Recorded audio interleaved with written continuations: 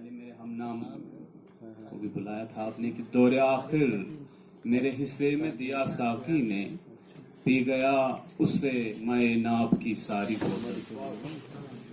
اب یہ جو دور آخر ہے، چند جملے ایوان صدارت میں تشریف فرما میرے استاد پروفیسر شاہد عنایت ملک صاحب، جناب علی احمد فاطمی صاحب، جناب پروفیسر عباس رضا نیر صاحب اور پروفیسر خواجہ اکرام الدین صاحب کا بھی میں تہہ دل سے شکر گزار ہوں، مجھے موقع ملا۔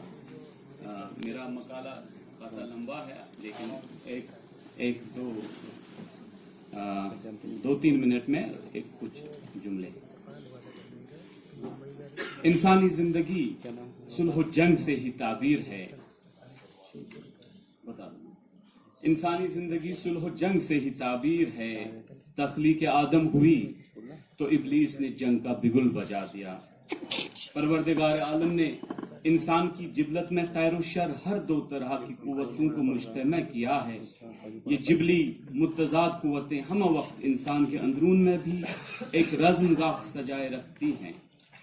جب خیر شر پر غالب آتا ہے تو نہ صرف اندرون ہی میں بلکہ انسان کے آس پاس بھی مسرت و اطمینان کے پھول کھلتے نظر آتے ہیں، اور جب شر خیر کو دبانے میں کامیاب ہوتا ہے تو انسان کا اندرون اور بیرون جہنمزار بن جاتے ہیں۔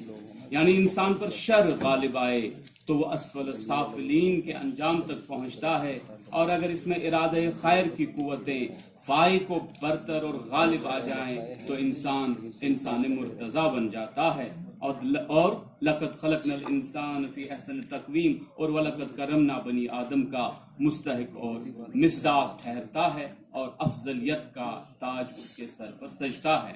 ادب چونکہ انسان کی داخلی اور خارجی زندگی کا آئینہ ہوتا ہے، اس لیے ہر صنف ادب میں ظاہری اور باطنی سطح پر ایک صلح و جنگ کی داستان کا بیان نظر آتا ہے۔ غزل جیسی لطیف صنف سخن کے یہ شعر میرے دعوے پر دال ہیں کہ باغبان نے آگ دی جب آشیانے کو میرے، جن پہ تکیا تھا وہی پتے ہوا دینے لگے۔ یا دو اشخاص کے درمیان ایک معمولی سی جنگ کا یہ منظر غزل کے شعر میں، اور یہ جنگ ہاتھوں سے نہیں بلکہ ایموشنز کی، کہ شاید مجھے نکال کے پچھتا رہے ہو آپ، محفل میں اس خیال سے پھر آ گیا ہوں میں۔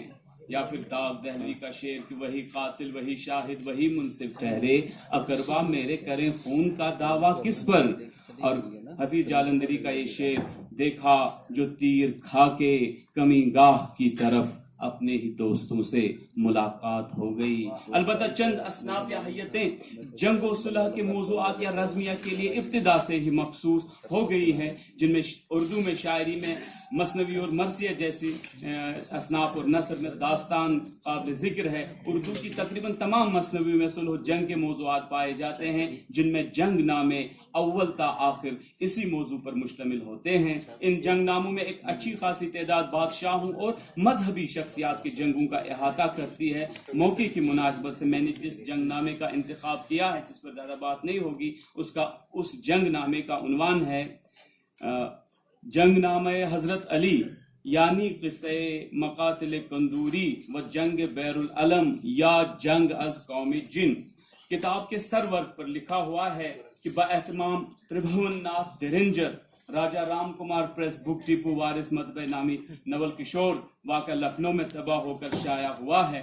قرین قیاس ہے کہ تربھون ناتھ دھرنجر نامی شخص ہی کی کاوش قلم کا نتیجہ ہو، کیونکہ آگے کہیں بھی اور کوئی نام نہیں لکھا ہے۔ اس کا